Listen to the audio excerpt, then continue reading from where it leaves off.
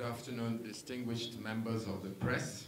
We've been given the mandate and the directive by His Excellency, Mr. Babajide Sanwo-Olu, to kick off Lagos State's campaign against monkeypox, now commonly known as Mpox.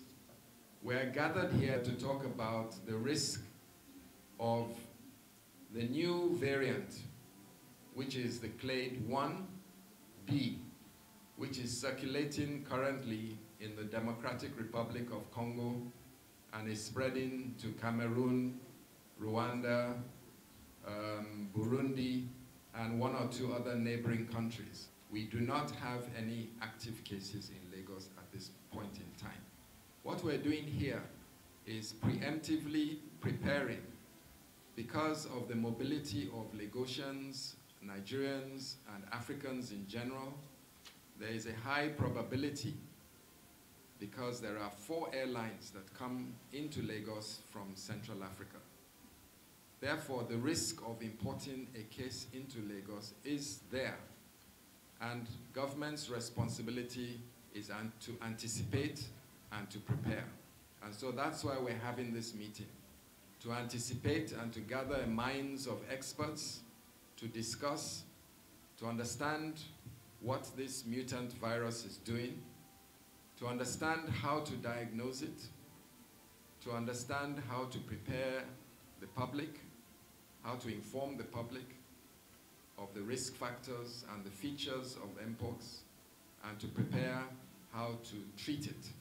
After you contract the virus, after a couple of days or 2 or 3 weeks, between 10 to 18 days, you will develop fever, body pain, rash, and muscle pain and weakness. And then you develop these vesicles, very similar to chickenpox. Anybody who's had chickenpox before, you have these pustules on your skin which can burst, except the monkeypox pustules look slightly bigger. They appear on the face, on the body, on the hand, and they can be very, very painful.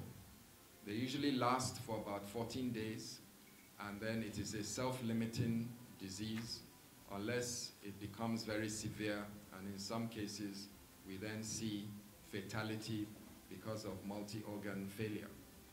There is no specific treatment for it, except supportive therapy with rehydration, pain management, and of course, isolation so that you do not transmit it, because it's highly contagious. So if we're able to isolate you either in a hospital or at home and able to give you pain management and good hydration and nutrition, your chances of survival are very high indeed, and most people do recover. The WHO have declared this outbreak in the Democratic Republic as a public health emergency of security and international concern. What that means is that it requires a global response, and that if care is not taken, this pathogen and this contagion could seriously and adversely affect the welfare, the well-being, and the economic activity of multiple countries.